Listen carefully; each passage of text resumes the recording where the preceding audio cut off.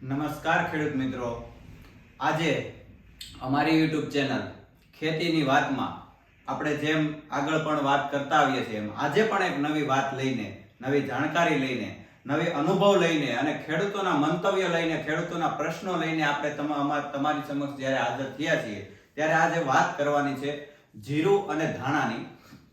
મુખ્યત્વે આપણા જીરું અને ધાણાનો રવિ પાકની અંદર વાવેતર થઈ ચૂક્યું છે અને હવે ઉગાવો નીકળી ચૂક્યો છે. આજે 15 થી 20 દિવસ 25 દિવસના આજે પાક આપણા જીરું ને ધાણા થઈ ચૂક્યા છે.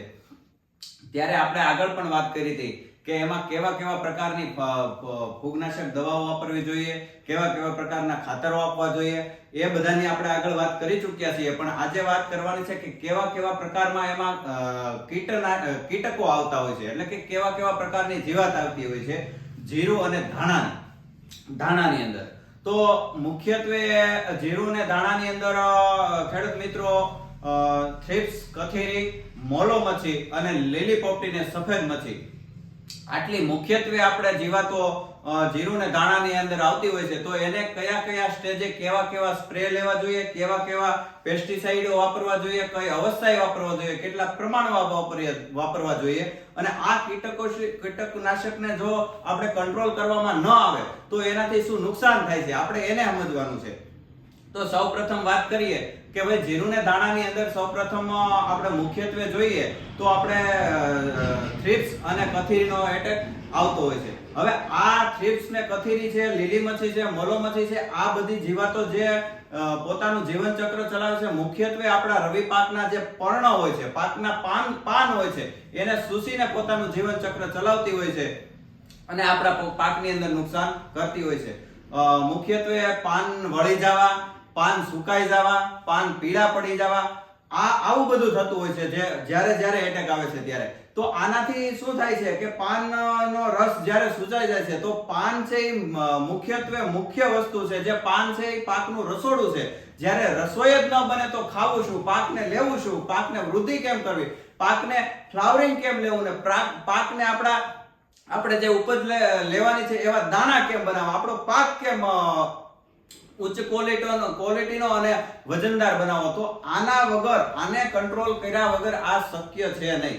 તો મુખ્યત્વે આપણા પાકની અંદર જ્યારે શરૂઆતી દોરની અંદર જ્યારે આ કીટકો આવે છે ત્યારે રસ ચૂસીને પાનને વાળી નાખે છે, પીળા પાડી દે છે અને અંતે છોડ સુકાઈ જાય છે. તો આના હિસાબથી આપણે જે શરૂઆતી દોરમાં જે વૃદ્ધિ અને વિકાસ અટકી જાય છે. એટલે પહેલો પ્રશ્ન તો એ કે આપણો છોડ છે એ પાછો પડી જાય છે, પાક પાછો પડી જાય છે. જો ફાલ અવસ્થાની અવસ્થાએ આ એટેક આવે છે તો એમાં જે ફ્લાવરિંગ આવવું જોઈએ, એમાં જે ફાલ બેસવો જોઈએ એ બેસતો નથી અને મુખ્યત્વે ફાલ ખરી જાય છે. કેમ કે જે એને રસોઈ બનવી જોઈએ, જે એને ખોરાક મળવો જોઈએ, મળતો નથી, એ કીટકો ચૂસી લે છે. એટલે પાનનું કામ પૂર્ણ થઈ જાય છે અને અંતે એને નુકસાન થાય છે. તો મુખ્યત્વે આપણે જો થ્રિપ્સ ને કથીરીનો એટેક હોય જીરું અને ધાણાના પાકની અંદર તો પ્રોફેનોસાયપર મુખ્યત્વે સામાન્ય પહેલો રાઉન્ડ તો જનરલી આનો જ લેવો જોઈએ. જે સામાન્ય પહેલો રાઉન્ડ ઉગતા પહેલા ઉગી ગયા પછી મતલબમાં 20 થી 25 દિવસનો પાક હોય છે ત્યારે પ્રોફેનોસાયપર કોઈ પણ સારી કંપનીનું લઈ અને તમે સ્પ્રે કરી શકો છો. હવે આની સાથેની વાત તો આપણે આગળ સમજી ચૂક્યા છે કે ઝિંક ઓક્સાઇડ હોય, મિક્સ માઇક્રોન્યુટન હોય કે પછી હુમિક એસિડ હોય, એમિનો એસિડ હોય, આવા ઘણા બધા જે ટોનિકો આવે છે એ પણ આમની સાથે વાપરી શકીએ છીએ અને કોઈ પણ સારો શરૂઆતી નાઇટ્રોજન યુક્ત ગ્રેડ પણ આમની સાથે વાપરી શકીએ છીએ. આ ના વાપરવું હોય તો આપણે એના વિકલ્પ સ્વરૂપે જોઈએ તો આપણે મેટાસિલ એટલે કે લેમ્ડા સાયક્લોથિન કોઈ પણ કંપનીનું તમે લઈ શકો છો ખેડૂત મિત્રો. આને પણ આપણે પંપની અંદર સ્પ્રે કરી અને આપણે થ્રિપ્સ અને કથીરીનો કંટ્રોલ કરી શકીએ છીએ.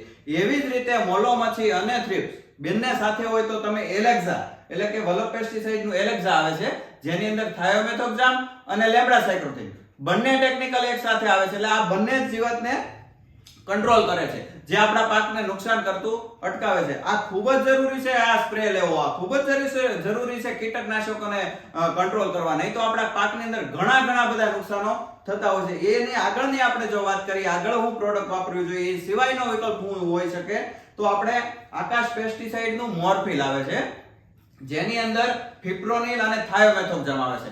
આ પ્રોડક્ટ પણ મોલો મચ્છી અને થ્રિપ્સ અને કથીરી કંટ્રોલ કરશે. ત્યાર પછી આપણે કોટેવા કંપનીનું ડેલિગેટ આવે છે, જે ડાવની અંદર આવતું હતું. તમે એનો પણ છંટકાવ કરી શકો છો. જે સ્પેનોટ્રેમ 11.7% આવે છે.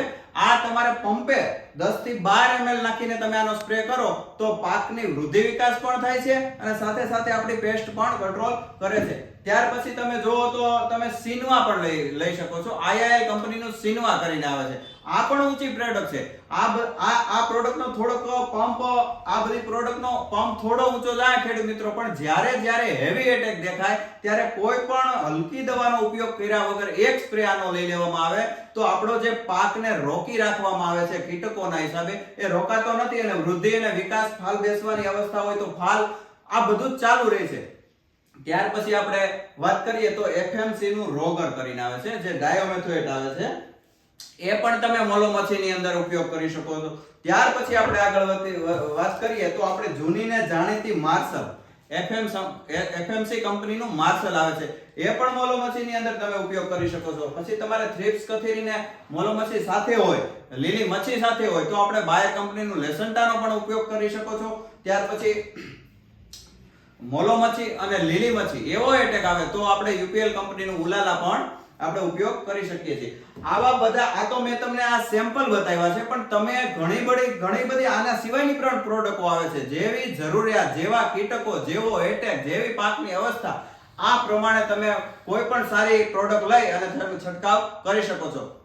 સાથે આપણે આગળ વાત પણ કરીશું જેમ જેમ રવિ પાક આગળ જતો હશે એમ, અને આપણે આગળ વાત કરી પણ ચૂક્યા છીએ કે સાથે સાથે શું વાપરવું. જેમ કે સારા વોટર સોલ્યુબલ હોય છે.